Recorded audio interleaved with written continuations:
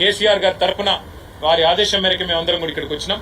ఆ కుటుంబాలకు మా సానుభూతి తెలియజేశాం. తప్పకుండా వారికి ఏమైనా అవసరం ఉంటే తప్పకుండా మా పార్టీ తరఫున కూడా సహాయం చేస్తామని చెప్పి కూడా వారికి మాటిచ్చాం. మా స్థానిక శాసనసభ్యులు కమలాకర్ గారు వారితో టచ్ లో ఉన్నారు రెగ్యులర్ గా. తప్పకుండా వారికి ఏ అవసరం ఉన్నా మా పార్టీ అండగా ఉంటుంది, అందుబాటులో ఉంటుందని చెప్పి తెలియజేస్తాం.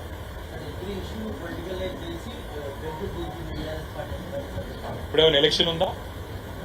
మొన్ననే కదా బండి సంజయ్ గారు కోట్ల రూపాయలు ఇక్కడ కరీంనగర్ లో కుమ్మరించి చాలా కష్టపడి కార్పొరేషన్ ఎన్నికల్లో అత్యవసర మార్కులతో గెలిచారు. ఇప్పుడు ఏం ఎలక్షన్ ఉంది? మాకు ఏముంది రాజకీయం చేయడానికి? అయినా బండి సంజయ్ గారు మాట్లాడితే అందరు నవ్వుకుంటారు. ఆయనకు శివాలు తప్ప ఆయనకేం తెలుసు? ఆయన హోంశాఖ సహాయ మంత్రి. ఆయన విమర్శిస్తే రాష్ట్ర ప్రభుత్వాన్ని విమర్శించాలి. ఇది పరిపాలన వైఫల్యం. రాష్ట్ర హోంశాఖ మంత్రిని విమర్శించాలి. ఎందుకు బండి సంజయ్ గారి నోట్లోంచి పొరపాటున కూడా రేవంత్ రెడ్డి గారి గురించి ఒక్క మాట రాదు? ఎందుకు భయం? రేవంత్ రెడ్డి గారిని అనాలంటే, రేవంత్ రెడ్డి గారికి ఏమైనా విమర్శ చేయాలంటే ఎందుకంత భయపడుతున్నారు బండి సంజయ్ గారు? ఏం కాంతి శీకుల భూముల విషయంలో కలిసి పనిచేసే వ్యవహారంలో ఏమైనా ఇబ్బంది కలుగుతుందనా? మాకు అన్ని తెలుసు. టైం ప్రకారం అన్ని బయటకు వస్తాయి. ఎంత డీప్ గా కనెక్షన్లు ఉన్నాయి, ఏం జరుగుతున్నాయి అన్ని బయటకు వస్తాయి.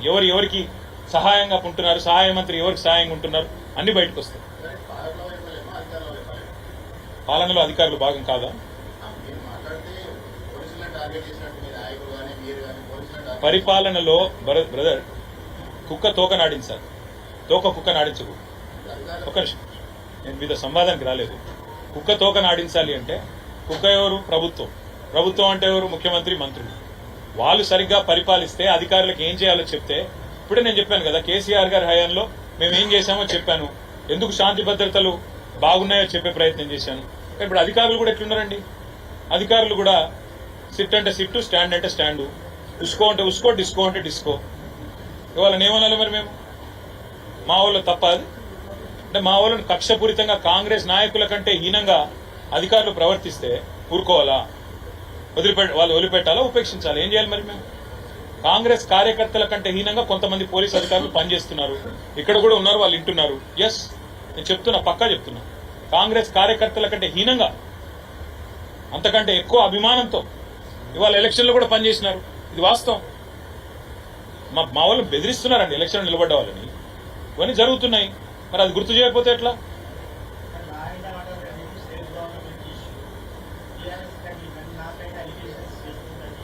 ఏం అలిగేషన్ చేసినాము? ఆయన మీద ఏం అలిగేషన్ చేయలేదు. ఏమన్నామంటే అప్పుడప్పుడు సహాయ మంత్రి గారు కేంద్ర హోంశాఖ సహాయ మంత్రి, ఆయన అప్పుడప్పుడు రాష్ట్ర ప్రభుత్వం మీద కూడా మాట్లాడాలి కదా. ఎంతసేపు మా మీద పడి ఏడ్చుడు ఎందుకని మేము అంటున్నాం. అప్పుడప్పుడన్నా రేవంత్ రెడ్డి గారు అనంతరం కొద్దిగా ధైర్యం తెచ్చుకోవాలి కదా.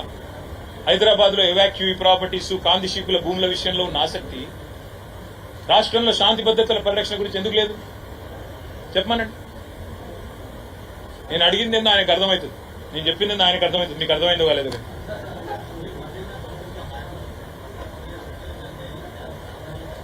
బ్రదర్ ఒకటి చెప్తాను, ప్రభుత్వం అన్నప్పుడు నిర్వహణలో కొన్ని దుర్ఘటనలు జరుగుతాయి, నేను కాదంటలేదు.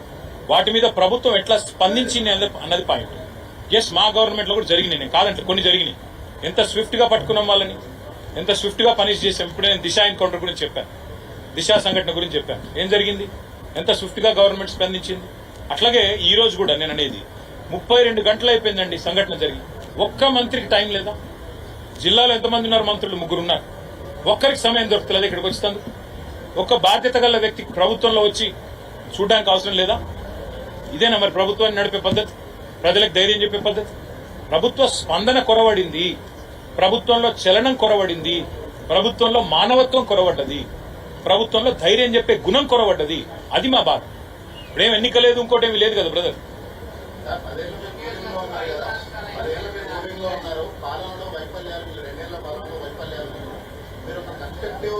డిస్కౌంట్ ఎందుకు ఇస్తున్నావు భాస్కర్? అది 2.5 ఏళ్ళు దాటిపోయింది.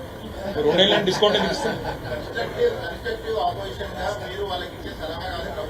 చెప్పినాం కదా బ్రదర్, కన్స్ట్రక్టివ్ గా ఏం చెప్పినాం? మేడిగడ్డలో ఒక పిల్లర్ కుంగిపోతే కన్స్ట్రక్ట్ చేయవా అని చెప్పినాం. ఆయన చేస్తలేడు, డిస్ట్రక్టివ్ మనిషి ఆయన. ఇల్లు గులగొట్టుడు తప్ప ఆయన కట్టుడు తెలియదు. గుంపు మేస్త్రి అని చెప్పుకున్నాడు, కానీ గుంపు మేస్త్రి అంటే కట్టాలి, ఈయనేమో కూలగొట్టేటోడు.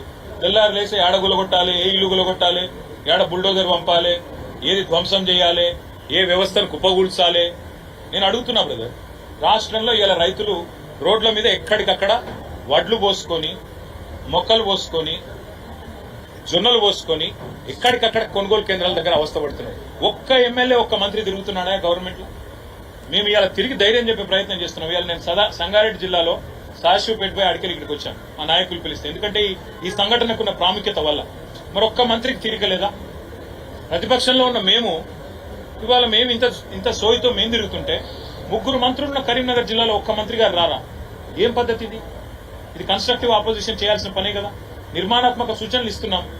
769 సీసీ కెమెరాలు పెట్టాం, పని చేస్తూనే లేవో చూసుకోండి. కమాండ్ కంట్రోల్ సెంటర్ పెట్టినాం, అది పని చేస్తుందో లేదో చూడండి. ఇంటర్సెప్టర్ వాహనాలు తిరిగి ప్రవేశపెట్టండి.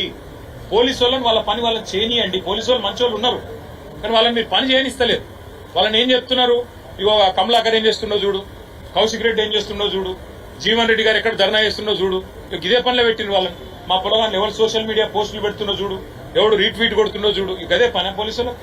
అందుకే ప్రభుత్వంలో ఎవరు చేసే పని వారు చేస్తే